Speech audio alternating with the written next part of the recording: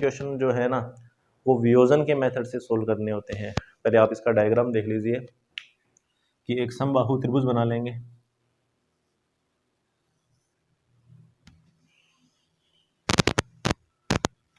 आप इसको नाम दे सकते हो ए, बी और सी। तो इस त्रिभुज की जो भुजाएं हैं, इन भुजाओं के समांतर लगे हैं और क्रमवार लगे हैं। भुजाओं के समांतर मतलब भुजाओं की दिशा में।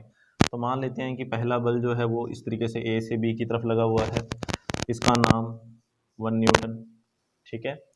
दूसरा जो बल है वो क्रम से ए से बी फिर बी से सी, इसका जो परिमाण है वो 2 न्यूटन का है और इधर से फिर आ जाएगा 3 न्यूटन। और ये एक समबाहु त्रिभुज है तो तीनों भुजाएं बराबर होती हैं, तीनों कोण बराबर होते हैं। हम ये जानते हैं कोण 60-60 डिग्री के होंगे। अब हमें करना क्या है, हमें इन तीनों बलों का जो इनका तीनों का जो परिणामी है उस परिणामी का परिमाण ज्ञात करना है। तो हम क्या करेंगे, इन तीनों बलों को एक बिंदु पर इकट्ठा करेंगे।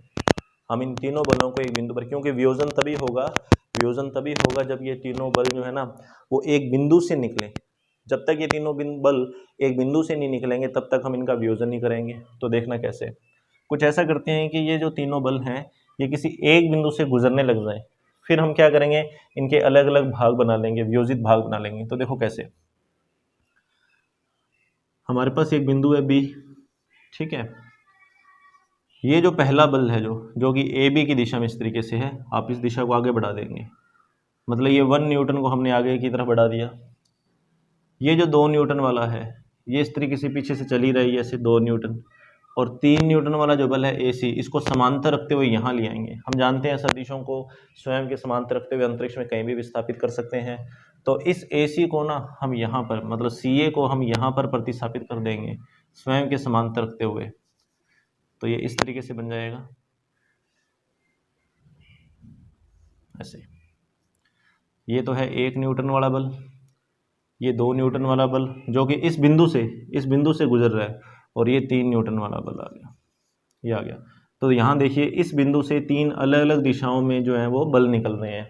अब हम यहाँ से क्या कर सकते हैं, इनका वियोजन कर सकते हैं, इनके घटक निकाल सकते हैं और फिर उसके बाद में हम इनका परिणामी भी ज्ञात कर सकते हैं। तो देखना हम किस तरीके से, अभी हमें सिर्फ एंगल चाहिए और हम किसी एक निश्चित दिशा की बात करेंगे। हम ये मान लेते हैं कि इनका जो परिणामी है, इन तीनों बलों का जो परिणामी है वो ए बी के साथ, इस ए बी के साथ थीटा एंगल बनाता है। ये मैंने आर मान लिया, जो ए बी की दिशा में कितना एंगल बनाता है, थीटा बनाता है। तो अब हम इसी आर का वियोजन करके और अन्य बलों का ए बी की दिशा में वियोजन करेंगे। तो यहाँ लिखेंगे कि ए बी के अनुदिश, या ए बी, ठीक है, ए बी के अनुदिश बलों का वियोजन करने पर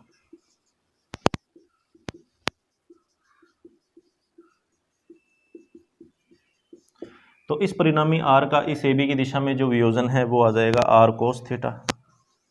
जब हम किसी दिशा के अनुदिश चलेंगे, किसी दिशा में चलेंगे ना, तब हम कोस का यूज करेंगे। तो इस आर का इस ए बी की दिशा में जो वियोजन है, मतलब आधार के लिए हमने मान निकालना है, ये कर्ण और ये आधार, तो आधार बराबर कर्ण कोस थीटा से निकाल सकते हैं। तो ये आ गया हमारे पास कर्ण कोस थीटा। अब पी का, क्यू का और आर का, मतलब 1 न्यूटन के लिए, फिर 2 न्यूटन के लिए और फिर 3 न्यूटन के लिए, इन तीनों के लिए यहाँ पर वियोजन करेंगे। तो देखो कैसे, पहले तो आई गया।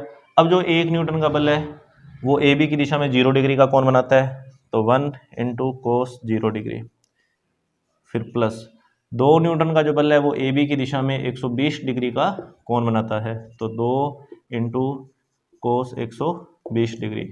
और 3 वाला जो है, जो 3 न्यूटन का जो बल है ये वाला, ये टोटल जो एंगल है वो कितना बनाएगा, 180 तो यहाँ तक बनाएगा और 60 यहाँ और बनाएगा, तो ये 240 का एंगल हो गया। या इधर से लिखोगे तो माइनस में लिखना पड़ेगा आपको, तो दोनों ही बातें सही है, कैसे मर्जी लिख देना। तो यहाँ पे आ गया 240 डिग्री, ठीक है। 180 तो यहाँ तक आएगा, 60 आगे का हिस्सा हो जाएगा, तो 240 डिग्री।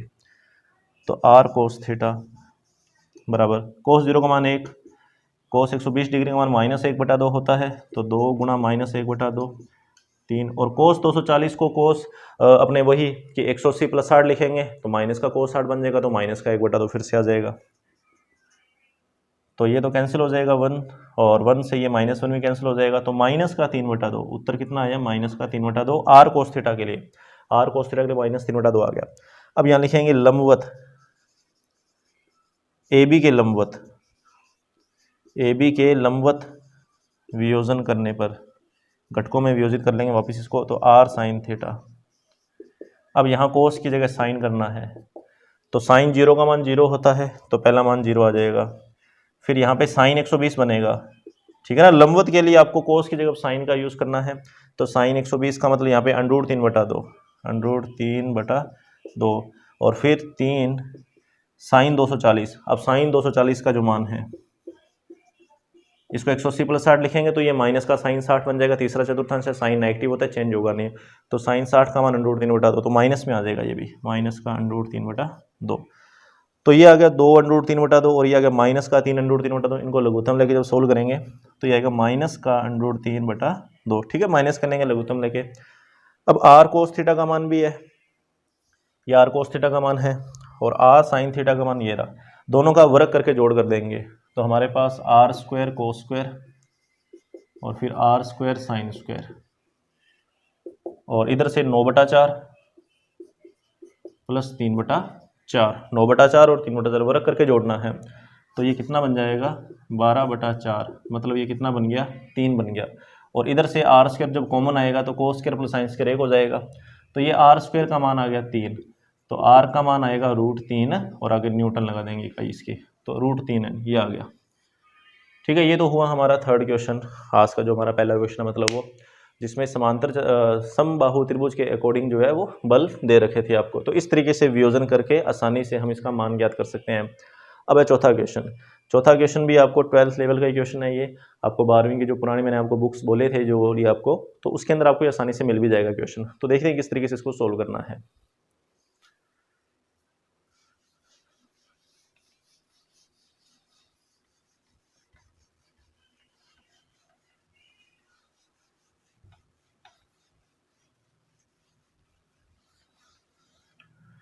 आपको दो बल दे रखे हैं, P + Q और P - Q के बीच का कोण 2α।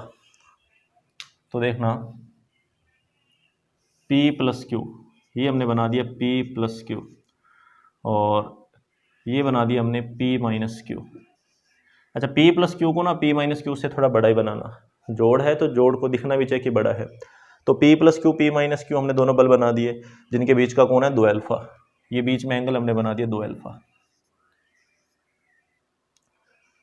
उनका जो परिणामी है, इन दोनों बलों का परिणामी, तो इन दोनों का जो परिणामी होगा ना वो P + Q की तरफ ज़्यादा झुका होगा, तो ये हमने इनका परिणामी बना दिया R, ठीक है। ये परिणामी जो है वो किसके लिए हो गया, मतलब P + Q और P - Q दोनों बलों के लिए। थोड़ा और आप इसको झुकाव के रूप में बना सकते हो ऐसे, ये हमारे पास परिणामी आ गया।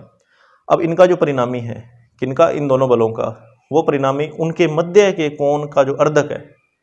अब आपको इस 2α का आधा करना है, तो 2α का आधा हमने यहाँ कर लिया, ये मान लिया 2α का आधा, मतलब ये वाला एंगल अल्फा के बराबर है, ये वाला, ठीक है। और ये वाला जो एंगल है, ये वाला ये एंगल भी किसके इक्वल है, अल्फा के इक्वल है, ठीक है। तो ये अल्फा और ये भी अल्फा, हमने आधा कर दिया एंगल का। अब समझ में आ जाएगा आपको, ये अर्धक आ गया, अर्धक यहाँ लिख देते हैं, अर्धक किसका अर्धक है, ये 2α का अर्धक है, तो ऊपर वाला भी अल्फा और नीचे वाला जो एंगल है वो भी क्या हो गया, अल्फा हो गया।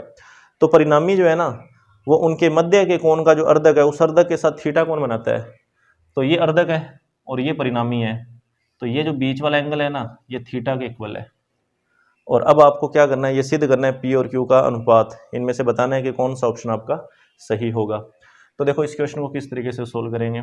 सबसे पहले तो आप क्या करो, यहाँ पे ये P - Q है ना, तो इसी के समांतर यहाँ पे P - Q बना लो ऐसे, ये P - Q और समांतर में P - Q, और इसको इससे मिला देना, ये आ गया P - Q। और P + Q के समांतर ये बनाना चाहो तो बना सकते हो ऐसे, ये P + Q आ गया इधर ऐसे, P + Q, ठीक है। अब देखना ये टोटल एंगल 2α था, ये वाला जो एंगल है वो कितना था, 2α। अब इसको नाम दे दो A B C और D। ये टोटल एंगल 2α था, तो हम जानते हैं कि इधर वाला जो एंगल है ये भी कितना होगा, 2α होगा, क्योंकि ये दोनों समांतर हैं और एक तिर्यक रेखा को काटती है, तो बनने वाले जो संगत कोण है वो बराबर होते हैं। तो ये 2α, तो ये वाला एंगल भी 2α। इसके पीछे वाला जो एंगल है वो क्या आएगा, पाई माइनस 2 अल्फ़ा। ठीक है, ये टोटल अल्फ़ा के बराबर है और ये थीटा के बराबर है, तो नीचे वाला जो एंगल है वो आ गया अल्फ़ा माइनस थीटा। जो नीचे वाला एंगल है वो अल्फ़ा माइनस थीटा, और इनको जोड़ करके और 180 में से जब घटाओगे तो ये ऊपर वाला एंगल आ जाएगा। तो ये वाला जो एंगल है, ठीक है, ये आएगा अल्फ़ा प्लस थीटा। कितना आएगा, अल्फ़ा प्लस थीटा। आप इन तीनों का जोड़ कर लो, वो 180 आना चाहिए। तो देखो थीटा से तो थीटा कट गया, अल्फ़ा और अल्फ़ा पहले जुड़ेगा 2 अल्फ़ा, और उस 2 अल्फ़ा से माइनस का 2 अल्फ़ा कट गया, पाई बच जाएगा। मतलब तीनों का जोड़ा है वो 180 आ रहा है। अब ऐसा क्यों किया हमने, हमें क्या चाहिए यहाँ पे, पी और क्यू का अनुपात चाहिए। तो मैं यहाँ पर क्या करूँगा, जब मुझे तीनों बल मिल गए ये, ठीक है ना, सॉरी, एक पी प्लस क्यू और एक पी माइनस क्यू, और इनके संगत हमें कोण भी दिखाई देने हैं। मतलब पी प्लस क्यू के सामने ये वाला कोण दिखाई दे रहा है और पी माइनस क्यू के सामने ये वाला कोण दिखाई दे रहा है। तो हमारे पास वही लामी प्रमेय है। लामी प्रमेय के अकॉर्डिंग हम इसको सोल्व कर सकते हैं कि इस बल के बटा में सामने जो कोण बन रहा है उस कोण की ज्या का मान आ जाएगा, और इस बल के बटा में इसके सामने जो कोण बन रहा है उसकी ज्या का मान आ जाएगा। मतलब P प्लस क्यू जो है ना, उसके बटा में आएगा साइन अल्फ़ा प्लस थीटा, और P माइनस क्यू जो है ना, P माइनस उसके बटा में आएगा साइन अल्फ़ा माइनस थीटा। अब P माइनस क्यू को इधर लिया और इसको उधर ले जाओ और योगांतर अनुपात का यूज़ कर दो। मतलब P प्लस क्यू बटा P माइनस क्यू लिखा पहले, तो यह आया साइन अल्फ़ा प्लस थीटा और बटा में साइन अल्फ़ा माइनस थीटा। और अब लगाना आपको योगांतर अनुपात।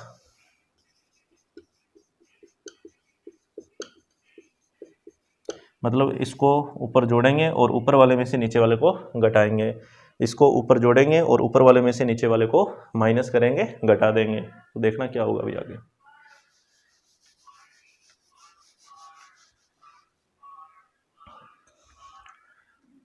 तो P प्लस क्यू में नीचे वाला मान जोड़ दिया और P प्लस क्यू में से नीचे वाला मान घटा दिया।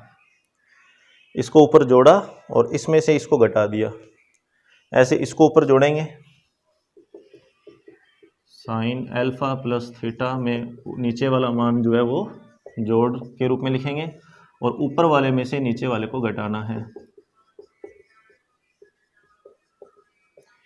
यहाँ Q कैंसिल हो जाएगा, यहाँ P कैंसिल हो जाएगा, 2P और नीचे 2Q, 2P बटा 2Q। और साइन A प्लस बी में साइन A माइनस बी को जब जोड़ते हैं तो ये भी हम सूत्र अच्छे से जानते हैं, 2 साइन A कोस बी आता है। तो ये आया 2 साइन A कोस बी। और ऐसे ही नीचे साइन A प्लस बी से जब साइन A माइनस बी को घटाते हैं तो 2 कोस से साइन बी आता है, तो 2 कोस A साइन बी।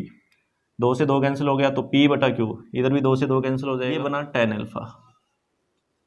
और ये कोस जब नीचे चला जाएगा इस साइन के तो वो tan थीटा में कन्वर्ट हो जाएगा। तो हमारा आंसर आ गया tan अल्फ़ा बटा tan थीटा। मतलब P बटा Q का जो मान है वो कितना है, tan अल्फ़ा बटा tan थीटा। तो ये सेकंड ऑप्शन, जो सेकंड ऑप्शन है वो इसके अंदर सही है। तो ये हमारे हुए 5 क्वेश्चन।